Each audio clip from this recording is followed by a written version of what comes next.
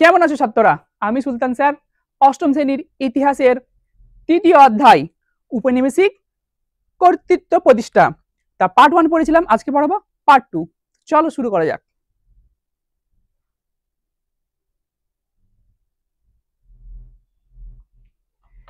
এর আগে আমরা পড়েছিলাম যে 1784 খ্রিস্টাব্দে উইলিয়াম পিট ব্রিটেনের প্রধানমন্ত্রী হন এবং হয়ে কি করেছিলেন না উনি কিছু আইন করেছিলেন যা পিট প্রণীত আইন বলা হয়। তো এই যে আইনের মাধ্যমে কি হলো না, এই ব্রিটিশ ইস্ট ইন্ডিয়া কোম্পানি তারা যে ভারতকে শাসন করতো তাদের মতো করে সেটা আর থাকলো না। ব্রিটিশ যে সরকার তখনকারের তাদের আইন অনুসারে ব্রিটিশ ইস্ট ইন্ডিয়া কোম্পানিকে ভারত শাসন করতে হবে। এটা একটা দিক ছিল। আর একটা দিক কি হলো, এর ফলে ব্রিটেনের উপনিবেশিক হিসাবে ভারতীয় উপমহাদেশের সম্পদ, দেখো ভারতীয় উপমহাদেশে কিন্তু অনেক সম্পদ ছিল। তখনকারের ভারতকে বলা হতো কি যে সোনার চিড়িয়া, কি একটা সোনার পাখি। তো এতই টাকা ছিল ভারতের কাছে। তো তারা কি করলো, দেখলো যে ভারত উপমহাদেশের সম্পদ ব্রিটিশ স্বার্থে পরিচালিত করার উদ্যোগ একদম জোরদার হয়। তারা চাইলো যে ভারতীয় যে সম্পদ আছে তার ব্রিটিশ কোম্পানি শুধু তার নিজের ব্যক্তিগত স্বার্থে ব্যবহার করছে। তো এখান থেকে সম্পদ, ভারত থেকে সম্পদ ব্রিটিশ দেশে পৌঁছাবে। এর আগে পর্যন্ত কিন্তু কোম্পানির আন্ডারে ছিল, এবার কি হলো সরকার নিয়ন্ত্রণ আনলো, যে ব্রিটিশ সরকার সে কিন্তু ভারতের উপরে নিয়ন্ত্রণ আনলো। কার মাধ্যমে না, ব্রিটিশ ইস্ট ইন্ডিয়া কোম্পানির মাধ্যমে। পাশাপাশি ভারতীয় উপমহাদেশের উপনিবেশিক শাসন যত বাড়লো ততই তাকে চালানোর জন্য সম্পদের দরকার হলো। দেখো যখন ছোট মতো ছিল তখন কি করতো, খরচা কম ছিল, কিন্তু যতই বাড়তে শুরু করলো তত কি সেটাকে পরিচালনা করার জন্য খরচা বাড়তে শুরু হলো। ফলে শাসন চালানোর ও সম্পদ নিয়ন্ত্রণের জন্য প্রয়োজন হলো দক্ষ শাসনতন্ত্রের। তাহলে কি প্রয়োজন হলো, যে দক্ষ শাসনতন্ত্রের প্রয়োজন হবে।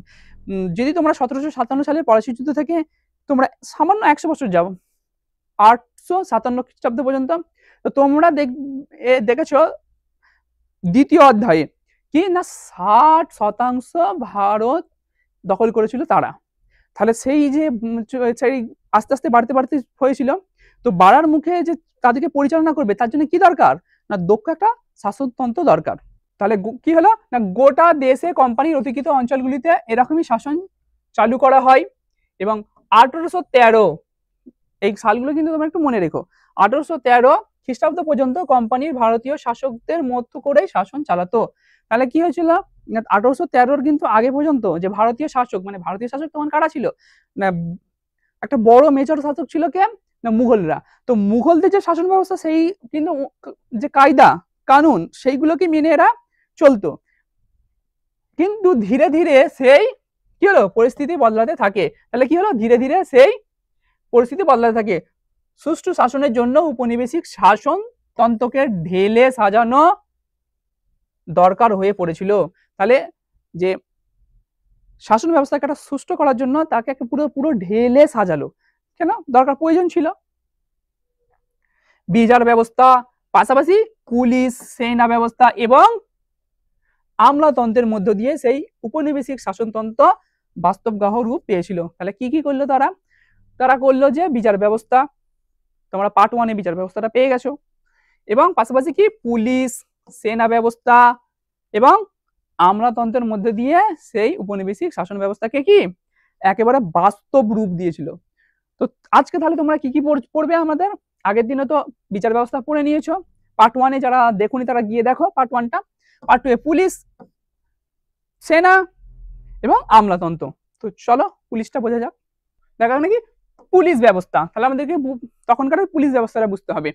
দেখো মুঘলরা যে ছিল তাদের যে পুলিশ ব্যবস্থা, তো ইংরেজরা যখন শুরুর দিকে আসলো তারা কি মুঘলদের যে পুলিশ ব্যবস্থা সেই পুলিশ ব্যবস্থাকেই কায়েম রেখেছিল। তারা সেই পুলিশ ব্যবস্থার যে শাসন যেইভাবে চালাতো সেইভাবেই চালিয়েছিল। কিন্তু আগে যেতে যেতে তারা যখন 1770 খ্রিস্টাব্দের পরে, তো ওই সময় থেকে তারা কি করলো, দেখলো যে না এই পুলিশ ব্যবস্থা আর চলবে না। একদম তোমরা 76-এর মর্মান্তর শুনেছো, তো এই 76-এর মর্মান্তরের সময়ে একটা ভয়ানক অবস্থা দেখা দিল। ইংরেজ শাসকরা কি করেছিল, তারা কিন্তু যে কৃষকরা তখন কি করেছে, তোমরা ৭৬ মন্বন্তরে জানো যে ভালো করে চাষ হয়েছিল না, কৃষকরা বা সাধারণ যারা গরিব ভারতীয় ছিল তারা খেতে পেত না। তো সেই সময়েও কিন্তু ইংরেজ সরকার ট্যাক্স আদায় করতো, তাদের উপর অত্যাচার করতো। তাহলে কি হলো, তখন একটা বিশৃঙ্খলা দেখা দিল। তাই এই যে ১৭৭০, এই ১৭৭০ থেকে তারা কি করলো, একটা পুলিশ ব্যবস্থাকে তারা কি পরিবর্তনের কথা ভাবতে লাগলো। এই দেখো তখনকার যে পুলিশ ব্যবস্থার ছবি, এটা তোমরা দেখতে পাবে। তো চলো আগে স্লাইডে। কি হলো, তারা পুলিশ ব্যবস্থার পরিবর্তন চাইলো। তাই কারা চাইলো না, ব্রিটিশ ইস্ট ইন্ডিয়া কোম্পানি। তাই পুলিশ ব্যবস্থাকেও ইউরোপীয় তদারকির অধীনে ঢেলে সাজানোর দরকার হয়ে পড়েছিল। তারা কি করলো, তারা ইউরোপীয় যে পুলিশ ব্যবস্থা, সেই ব্যবস্থার রূপেই একেবারে ঢেলে সাজানোর প্রয়োজন পড়ে গেল। ক্রমশ বাড়তে থাকা আইন শৃঙ্খলার অবনতি ও উপনিবেশিক শাসনের পক্ষে সহায়ক ছিল না। তাহলে দেখলে কি, যে আইন শৃঙ্খলা যেভাবে অবনতির দিকে যাচ্ছে, তো এই পুলিশ ব্যবস্থা যে উপনিবেশিক শাসন আছে তার পক্ষে একেবারেই সহায়ক নয়। তো ১৮৮১ খ্রিস্টাব্দে, তোমরা পরপর সালগুলো মনে রাখলে খুব ভালো মনে থাকবে। তাহলে সরি ১৭৮১ খ্রিস্টাব্দে, তো এটা কি, তো আমরা তো দেখলাম যে ১৭৭৬ যে মন্বন্তর বলে, ওখানে পুলিশ ব্যবস্থাকে দেখলো যে পরিবর্তন করতে হবে। তো ১৭৮১-তে গিয়ে ১৭৮১ খ্রিস্টাব্দে পর্যন্ত কি, এই যে পুরোনো যে ফৌজদারি ব্যবস্থা চলছিল, শেষ পর্যন্ত ফৌজদারি ব্যবস্থা কি চলছিল, সেটাকে চালালো, কিন্তু একটা পরিবর্তন করলো। পরিবর্তনটা কি না, ইংরেজ ম্যাজিস্ট্রেটদের বসানো হয়। দেখো দেখো, যারা ফৌজদার তারা তো ছিলই, এই ফৌজদার ব্যবস্থার হেড মানে মাথায় বসানো হলো ম্যাজিস্ট্রেটরদের। বুঝতে পারলে তো, যে পুরোনো ব্যবস্থার মধ্যে চেঞ্জ কি করা হলো, যে ফৌজদার ব্যবস্থার মধ্যে ইংরেজ একজন ম্যাজিস্ট্রেট থাকবে হেড। কিন্তু ১৭৯৩ খ্রিস্টাব্দে লর্ড কর্নওয়ালিসের জেলাগুলির দেখভাল করার জন্য পুলিশের থানা, দেখো পুলিশ থানা, এখানে পুলিশ থানা বলতে দেখো লর্ড কর্নওয়ালিস তাহলে কি করলো না, জেলাগুলিতে একটা করে কি পুলিশ থানা চালু করলেন। এই যে পুলিশের থানার যে ব্যবস্থা, সেটা কি করলেন, চালু করলেন। প্রতিটি থানার দায়িত্ব পায় দারোগা। তাহলে তোমরা তো পড়েছো দারোগা বাবু, তো এখানে হচ্ছে সেই দারোগা একজন। তাহলে কি কি পরিবর্তন হলো, একবার যদি এক লাইনে বলে দিই, তারা চাইলো যে প্রত্যেকটা জেলায় একটা করে থানা থাকুক, থানাগুলোর হেড হবে দারোগা, তাদের নিয়ন্ত্রণ করতো ম্যাজিস্ট্রেটররা। তাহলে এখানেও কিন্তু এটা বাহাল রইল, ম্যাজিস্ট্রেটররা তাদেরকে নিয়ন্ত্রণ করবে। স্থানীয় অঞ্চলে সাধারণ মানুষের কাছে দারোগারাই ছিল কোম্পানির শাসনের ক্ষমতা ও কর্তৃত্বের প্রতীক। তাহলে সাধারণ মানুষকে যদি দমন করতে হয়, তাদেরকে যদি সংগ্রাম থেকে রুখতে হয়, তো কাদেরকে দরকার না, ওই দারোগাদেরকেই দরকার। তাহলে সাধারণ মানুষদেরকে নিয়ন্ত্রণ করার জন্য দারোগারাই প্রধান ছিল, কিন্তু দারোগাদের উপরে ছিল ম্যাজিস্ট্রেটরা। চলো নেক্সট স্লাইডে। এখানে হচ্ছে দারোগাদের তাহলে কারা নিয়ন্ত্রণ, কারা রেখেছিল না, হচ্ছে ব্রিটিশরা। কিন্তু এখানে স্থানীয় জমিদারদের, দেখো জমিদাররা কিন্তু ভারতীয়ই ছিল, ব্রিটিশরা নয়, জমিদার যারা ছিল ভারতীয়রাই ছিল। তো তারা কি না একটু সম্পদে, অনেক সম্পদ ছিল, তারা ঠিক সময়ে কি টাকা তুলে, কর তুলে কাকে দিত না, ইংরেজ সরকারকে দিত, এবং সেইভাবে জমি, তাদের জমির দায়িত্ব পেয়েছিল, তাদেরকে জমিদার বলা হয়। তোমরা তো জানো এগুলো। তো স্থানীয় জমিদারদের সঙ্গে দারোগারা সমঝোতা, এখানে সমঝোতা বলতে হচ্ছে বোঝাপড়া করে চলতো, ফলে সাধারণ মানুষের উপর চলতো জমিদার ও দারোগার যৌথ পীড়ন। তাহলে একদিক দিয়ে কিন্তু জমিদাররা সাধারণ কৃষকদেরকে, সাধারণ মানুষদের উপরে কি অত্যাচার চালাতো, সাধারণ কৃষকদের কি অত্যাচার চালাতো না, রাজস্ব আদায় থেকে শুরু করে তাদেরকে ধার দিয়ে তাদের থেকে যে সুদ একটা বড় আকারে গ্রহণ করা, তাদের উপরে অত্যাচার, এগুলোই তো চালাতো। সাথে সাথে কি যে দারোগারা ছিল তারাও কিন্তু অত্যাচার চালাতো। তাহলে এটা যৌথভাবে একটা অত্যাচার সাধারণ মানুষ, যে তখনকার ভারতীয় যারা ছিল তারা কিন্তু এই যে অত্যাচার তার মধ্য দিয়ে গিয়েছে।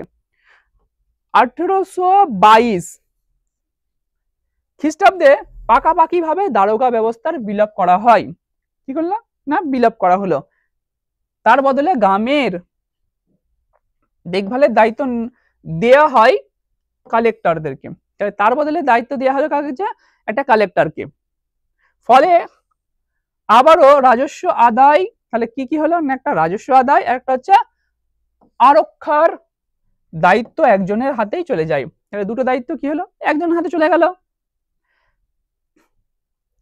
রাজস্ব আদায় ও পুলিশ দমন পীড়ন চালাতে থাকে রাজস্ব বিভাগের কর্মচারীরাই।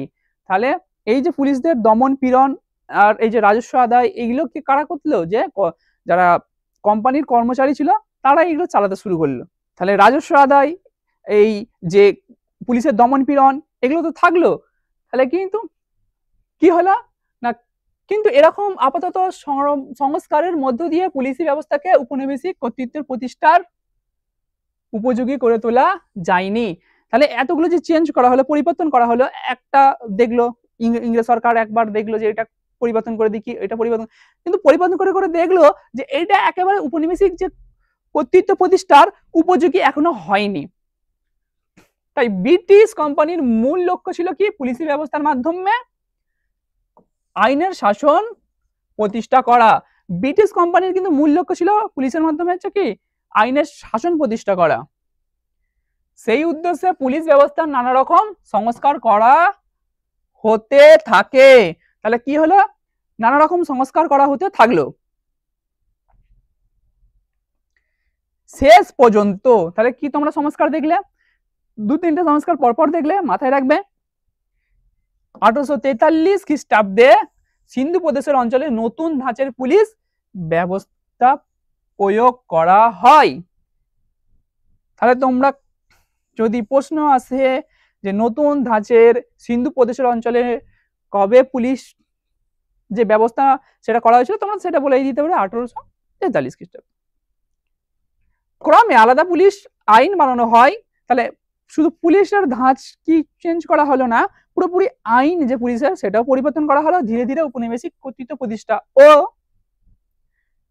প্রদর্শনের অন্যতম হাতিয়ার হয়ে উঠেছিল পুলিশি ব্যবস্থা। তাহলে এই যে তাদের যে মূল লক্ষ্য, তারা মূল লক্ষ্যে কিন্তু পরবর্তীতে পৌঁছে গিয়েছিল। চলো এবার সেনাবাহিনী দেখে নিই। তাহলে আমরা দেখব সেনাবাহিনী।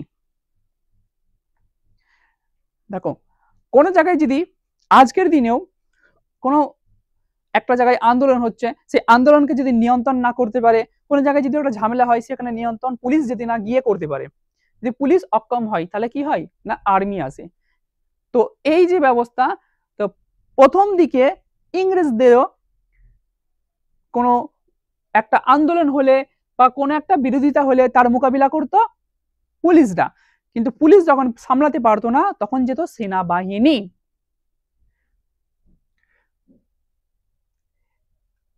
তবে পরিস্থিতি ঘোরতর হয়ে উঠলে কি বলেছে না, সেনাবাহিনী যেত। ফলে ভারতে উপনিবেশিক সাম্রাজ্যে ছড়িয়ে পড়ার সঙ্গে সঙ্গে সমানুপাতিক ভাবে বেড়ে উঠেছিল কোম্পানির সেনাবাহিনী। দেখো, যখন ইংরেজরা বাড়তে শুরু করলো, তখন বাড়তে বাড়তে অনেক বড় হয়ে গেল, অনেক বড় বিস্তৃত হয়ে গেল। তো ভৌগোলিক বিস্তৃতের সাথে সাথে কি হতো, সেনাবাহিনীও দরকার। তারা নিয়ন্ত্রণ করবে ভারতীয়দের, সাধারণ ভারতীয়দের তাকে নিয়ন্ত্রণ করবে কি করে, সেই জন্য তারা সেনাবাহিনীকেও কি করলো, বাড়তে থাকলো।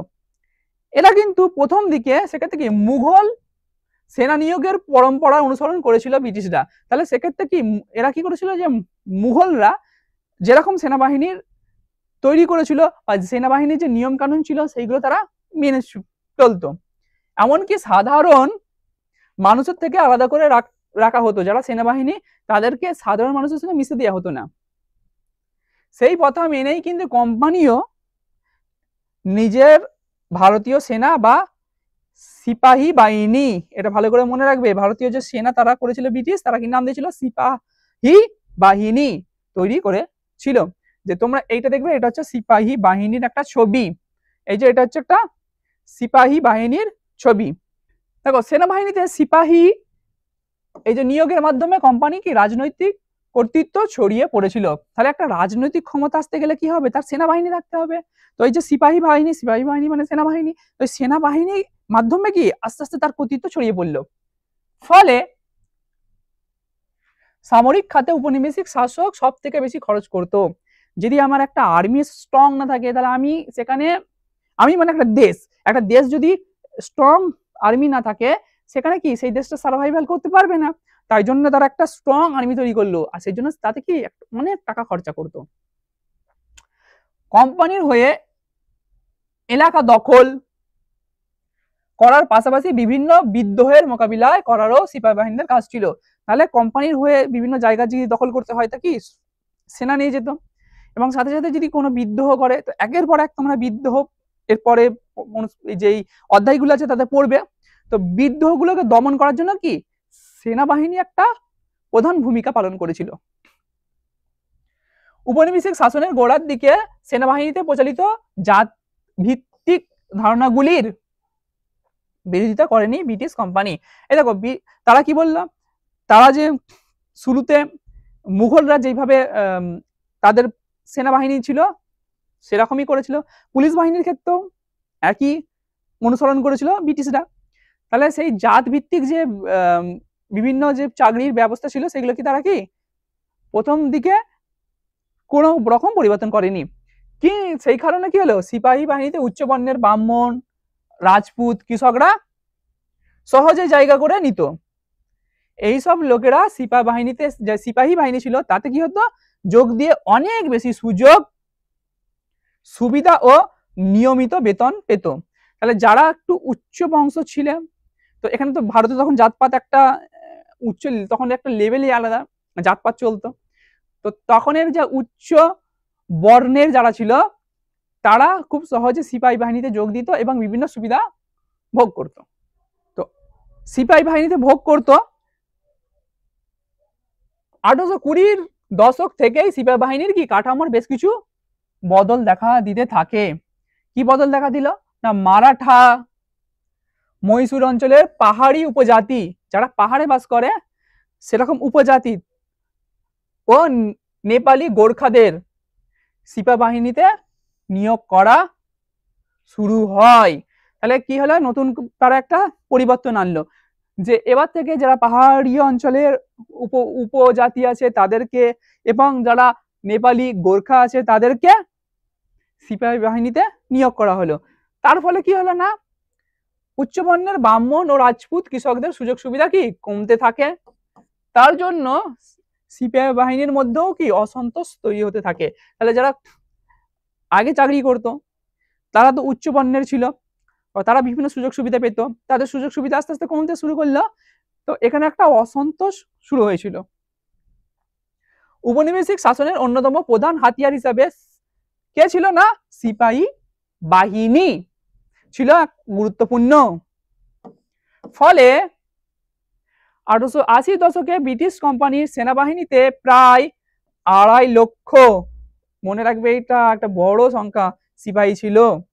তাহলে কি ছিল না, 2.5 লক্ষ সেনাবাহিনীতে সিপাহী ছিল, যাদের পেছনে মোট রাজস্বের 40% ব্যয় করা হতো। বুঝতে পেরেছ, 40% মানে কি, ধরো যদি আমরা 100 টাকা ধরি এটা রাজস্ব, 100 টাকা যদি রাজস্ব হয় তাহলে এর 40% মানে হচ্ছে 40 টাকা, 40 টাকা। বুঝতে পেরেছ, আমরা যদি একটাকে 100 টাকা ধরি, রাজস্ব যদি তারা 100 টাকা আদায় করে তাহলে 40 টাকা কাতে খরচা করতো না, হচ্ছে এই সিপাহী বাহিনীতে। তাহলে তাদের একটা স্ট্রং আর্মি ছিল, তার মাধ্যমে কি তারা যে ভারতকে যে শাসন করেছিল সেটাকে আরো মজবুত করে নিয়েছিল। এরপরে আমরা কি পড়বো, আমরা বললাম পুলিশ, সিপাহী বাহিনী, আমরা বলবো আমলাতন্ত্র। দেখো আমলাতন্ত্র যদি আজকের দিনে বলি তোমরা সেটা বুঝতে পেরে যাবে। আমলাতন্ত্র হচ্ছে কি, যারা সামরিক বাহিনী নয় কিন্তু উচ্চপদস্থ পদে আছে যারা শাসন করে তাদেরকে আমলাতন্ত্র বলে। যদি খুব সহজে বলি, দেখো তোমরা যদি পুলিশ দেখো, আমাদের এখানে যদি পুলিশ দেখো, আর্মি দেখো, তাদের হাতে কি আছে, বন্দুক আছে, হ্যাঁ তাদের হাতে অস্ত্র আছে, কিন্তু বিনা অস্ত্রই বসে আছে কারা, দেখবে বিডিও এসডিও সাহেবরা বসে আছেন, তারা পেন খাতায় দেখবে এসি নিচে বসে বসে কলম খাতা চালাচ্ছে। তারা কিন্তু ওই সাধারণ পুলিশদের থেকেও কিন্তু অনেক উচ্চ পদস্থ, এবং ওদেরকে যদি আজকাল সেই দিনের হিসাবে ধরি ওরা হলো আমলাতন্ত্র। বুঝতে পেরেছো, আমলাতন্ত্র। দেখো অসামরিক শাসন ব্যবস্থার ক্ষেত্রে উপনিবেশিক শাসকের প্রধান হাতিয়ার ছিল আমলাতন্ত্র। তাহলে কে ছিল না, প্রধান হাতিয়ার ছিল আমলাতন্ত্র ছিল। তবে নীতি নির্ধারণের ক্ষেত্রে আমলাদের স্বাধীনতা ছিল না। কোন নীতি নির্ধারক করবে সেই স্বাধীনতা কিন্তু আমলাতন্ত্রদের ব্রিটিশদের যুগে ছিল না। ইংরেজ সরকারের গৃহীত নীতিগুলি প্রয়োগ করাই ছিল আমলাদের কাজ। তাহলে ব্রিটিশ সরকার যে সমস্ত নীতি নিয়োগ করবে সেইগুলোকে ইমপ্লিমেন্ট করা ছিল এদের প্রধান কাজ। ফলে একটি দেখো এইটা একটা তো তোমরা দেখতেই পেলে যে এদের উচ্চপদস্থ পদে রাখা হয়েছে, কিন্তু এদেরকে কি করা হয়েছে না, পুরোপুরি ক্ষমতা দেওয়া হয়নি কোনো কিছু নীতি নির্ধারণ করার জন্য। তার ফলে একটি সংগঠিত আমলাতন্ত্র উপনিবেশিক শাসনের পক্ষে অত্যন্ত কি জরুরি ছিল। ফলে একটি কি সাংগঠনিক আমলাতন্ত্র অত্যন্ত জরুরি ছিল। কেন না, এই সমস্ত কিছুকে নিয়ন্ত্রণ করতে গেলে একটা আমলাতন্ত্রের প্রয়োজন আছে। কোম্পানি প্রশাসনের অধীনে আমলাতন্ত্রকে সংগঠিত করার উদ্দেশ্যে লর্ড কর্নওয়ালিস সিভিল সার্ভিস বা অসামরিক প্রশাসন ব্যবস্থা চালু করেন। তোমরা সিভিল সার্ভিস এই শব্দটা বহুবার শুনেছ। তাহলে এই সিভিল সার্ভিস ভারতে প্রথম, মানে ব্রিটিশ ভারতে যখন পরাধীন ভারত ছিল, কে করেছিল না, বলো কে করেছিল? Lord Cornwallis. তাহলে লর্ড কর্নওয়ালিস প্রথম ভারতে সিভিল সার্ভিস শুরু করলো। তোমরা কিন্তু সিভিল সার্ভিস বহু রিলসে দেখেছো। তোমরা দেখবে আজকের দিনে স্বাধীন ভারতের আইএস, আইপিএস, আইআরএস এনারা সবাই হচ্ছে সিভিল সার্ভিসের অন্তর্ভুক্ত। তাহলে তোমরা যে এই যে সিভিল সার্ভিস, এই যে ব্যবস্থা, এই সিভিল সার্ভিস ব্যবস্থা কিন্তু করেছিল ব্রিটিশ আমলে হয়েছিল। এমন করেছিল কে না, লর্ড কর্নওয়ালিস। এটা একটা অসামরিক প্রশাসন ব্যবস্থা। তো তাহলে বুঝতে পারলে এই পর্যন্ত। চলো আগে যাই। দেখো তারপরে কি হলো, তারপরে হচ্ছে ভারতের ব্রিটিশ প্রশাসনকে দুর্নীতিমুক্ত করার উদ্দেশ্য ছিল কর্নওয়ালিসের একটা ও কি কি উদ্দেশ্য ছিল না, প্রথম তো একটা করলো, তারপরে কি ছিল যে একটাকে দুর্নীতিমুক্ত করব। তো তার ধারণা ছিল উপযুক্ত বেতন না পাওয়ার ফলেই কোম্পানির কর্মচারীরা সততা ও দক্ষতার সঙ্গে কাজ করে না। তাহলে তার ধারণা ছিল যে যে কোম্পানির যারা কর্মচারী আছে তারা ঠিকমতো যে বেতন পাচ্ছে না, সেই কারণে কি তারা ঠিকমতো কাজ করছে না। তাহলে আমি এখন কি দায়িত্বই আছি, কর্নওয়ালিস দায়িত্বই ছিল। তো উনি ভাবলেন যে তাহলে কি করা যায়, বেতন বাড়িয়ে দেওয়া যাক। তিনি বেতন বাড়িয়ে দিলেন। সাথে সাথে তিনি আরো কি করলেন, সাথে সাথে তিনি করলেন যে কোনো উপহার নেওয়া যাবে না, কোন রকম উপহার নেওয়া যাবে না। কারা, যারা আমলাতন্ত্রেই আছে, যারা সিভিল সার্ভেন্ট, তাদেরকে কারো কাছ থেকে কোনো উপহার নিতে পারবে না। সাথে সাথেই তিনি কি করলেন, যাতে এর যে কম টাকার বিনিময়ে যে বেতন, কম বেতনের জন্য যদি তারা মনোযোগ দিয়ে কাজ না করে, তো তাদেরকে বেতন বাড়িয়ে দিলেন। এবং সঙ্গে সঙ্গে বললেন যে যদি তোমাদের কাজের বিনিময়ে কি হবে, পদোন্নতি হবে। কি হবে না, চাকরির মেয়াদের ভিত্তিতে কি হলো, সিভিল সার্ভেন্টদের পদোন্নতির ব্যবস্থা চালু করেন। তাহলে যখন তোমাদের মেয়াদ যত বাড়বে, তোমাদের কি এক্সপিরিয়েন্স যত বাড়বে, তত কি তোমাদের চাকরির পদোন্নতি করে দেব। অবশ্যই প্রশাসনদের কি কর্মচারীদের এটা কি হচ্ছিল, সুবিধা হয়েছিল। কিন্তু এই দেখো দুর্নীতি বলতে কি, দুর্নীতি বলতে হয়েছে যে তখনকার যারা প্রশাসক, যারা সিভিল সার্ভেন্ট ছিল, তারা জমিদারদের সঙ্গে মিশে বা কারোর সঙ্গে মিশে তাদের কাছ থেকে কিছু টাকা নিয়ে না ইংরেজদের বিরুদ্ধে কোনো কিছু করে, বা এইগুলো ছিল মূল লক্ষ্য। তো তারা সেগুলো আটকানোর জন্য এই পদক্ষেপগুলো তারা গ্রহণ করেছিল। দেখো কর্নওয়ালিস তো সিভিল সার্ভিস শুরু করলেন, কিন্তু কর্নওয়ালিস এটা বলেছিল যে লর্ড কর্নওয়ালিস কি করেছিল, যে ভারতীয় যারা, তারা কিন্তু সিভিল সার্ভিসে যোগ দিতে পারবে না। তাহলে কি বলেছে, লর্ড কর্নওয়ালিসের সময় থেকে সিভিল সার্ভিসের ভারতীয়দের নিয়োগ করা বন্ধ হয়।